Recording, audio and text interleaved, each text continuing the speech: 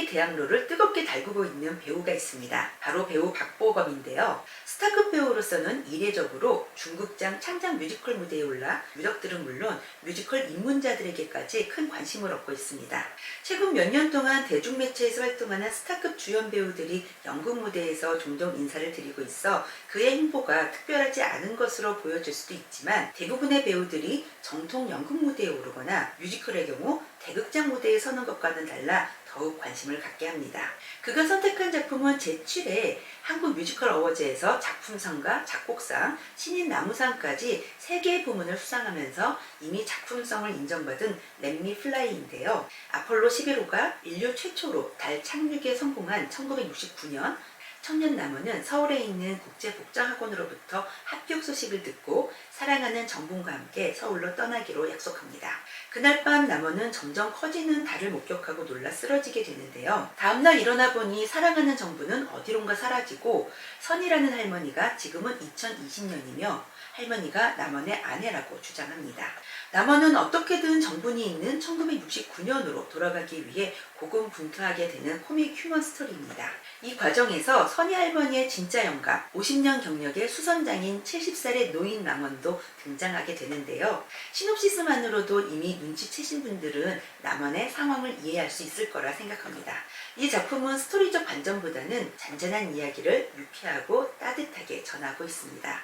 무엇보다 넘버들이 너무 좋은데요. 소극장 무대에서만 만날 수 있는 위트 섞인 넘버들부터 가슴 절절한 감동의 넘버들까지 다양한 장르의 음악을 트렌디하게 활용하고 있습니다. 라디오에서 흘려나오는 Let Me Fly부터 2020년에 뚝 떨어진 청년 남원이 정분을 그리워하며 부르는 가슴 절절한 정분아, 노인 남원의 흥겨운 세레나데 선이야, 극 전체를 관통하는 듯한 미치겠네, 가장 유쾌한 넘버라 할 수 있는 패션의 리더 정분이와 남원의 꿈을 노래하는 컵케이크와 날개옷 등 모든 넘버들이 그저 너무 좋습니다. 더욱이 모든 배역들이 가창력과 넘버 소화력이 좋아 그 좋은 곡들이 더더욱 빛을 발하고 있는데요. 단 하나 아쉬움이 있다면 세상은 변해가에서의 마지막 화음 부분이 이게 맞나? 라는 생각이 드는 어색함이 있기는 한데, 회차를 거듭하며 배우들이 소리의 볼륨을 조절하는 방식으로 조금씩 호흡을 맞춰가고는 있지만 가창보다는 멜로디의 어색함이란 생각이 들기는 합니다.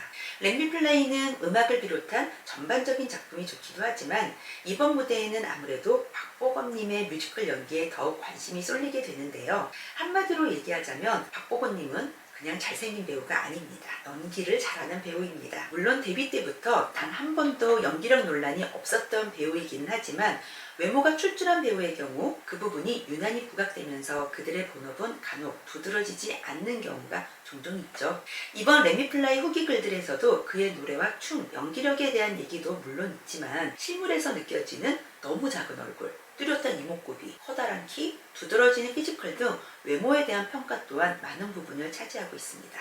그런데 잼 소장은 박보검 배우의 연기력에 너무 감동을 받아 거의 충격에 가까웠는데요. 캐릭터에 대한 분석과 몰입도가 엄청납니다. 무엇보다 잼 소장이 놀란 부분은 복장학원이 아닌 정분을 선택하기로 결심하고 기차역에서 정분에게 향하는 장면인데요. 대사가 있었던 것도 아닌데 단호하지만 무거운 선택을 했음을 단지 걸음걸이와 표정, 호흡만으로 완벽히 표현해내는 것을 보고 남원의 감정이 전달되어 눈물이 폭발하지 않을 수 없었습니다.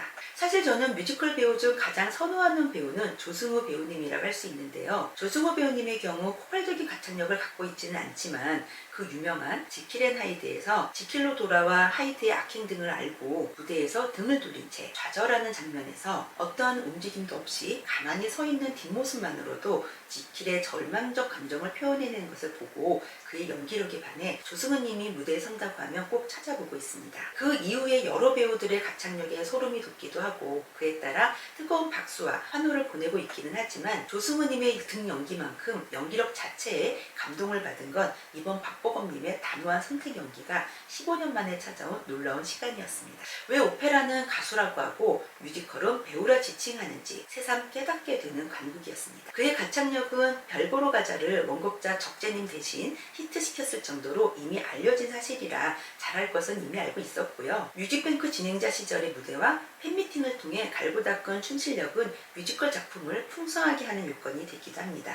사실 우리나라의 뮤지컬은 안무보다는 가창에 큰 무게를 두어 의외로 몸치인 뮤지컬 배우들이 꽤 있는데요. 박보검 배우의 큼직큼직한 춤선은 뮤지컬 무대에 몹시 적합합니다. 그 춤 실력은 패션의 리더 넘버를 소화할 때 극대화되는데요. 사실 작은 행화 하나 들고 나와 춤추고 노래하는 장면이 자칫하면 그게 환기를 위해 억지로 끼워 넣은 유치한 하교회처럼 느껴질 수 있는 부분인데도 배우가 자신감을 갖고 표현한 무대인 만큼 오히려 전체 극에서 가장 기다려지는 장면으로 만들어냈다고 할 수 있습니다. 다만 박보검님이 성악 발성을 배운다면 더욱 다양한 작품에서 만날 수 있지 않을까라는 바람과 기대감은 있습니다. 렛미플라이는 각 역할마다 트리플 캐스팅으로 무대에 올려졌는데요. 그중 가창력 구멍은 단 한 명도 없을 정도로 그 어떤 캐스팅으로 관극을 하시던 탄탄한 넘버들을 감상할 수 있습니다. 더욱이 대형 뮤지컬 주연을 맡아왔던 기존 무대에서와는 달리 선희 할머니로 분해 잔망스러우면서도 넉넉한 할머니의 모습을 표현하는 윤공주님의 연기를 보는 것 또한 새롭고요. 마치 츤데레 욕쟁이 할머니를 떠오르게 하는 방진희님의 선희 할머니 역시 유쾌합니다. 진짜 할머니가 아닌가 싶을 정도로 디테일하게 묘사하는 최수진님의 선희 할머니는 따뜻함 그 자체이기도 합니다. 70 노인이면서도 20살의 해맑음을 표현해야 하는 노인 남원 역의 김세아님, 김도빈님, 이영훈님 모두 가벼움과 진지함을 넘나들며 잘해내고 있으며 꿈 많고 야무진 정분이 역의 홍지희님, 나하나님, 임혜진님은 누구를 보던 청아한 목소리로 꿈꾸는 젊은 시절로 관객을 데려갑니다. 가장 개성이 두드러지는 캐스팅이 청년 남원 역인데요. 개인적으로 가창력은 안지아님의 소리가 좋았습니다. 안지아님의 남원은 순수하고 어린아이 같은 해맑음이 강조된 듯 했고요. 심재범님은 안지아님과는 반대로 오히려 진중한 청년 남원을 보여주고 있습니다. 서울 공연은 이번 주말을 끝으로 막을 내리게 되는데요.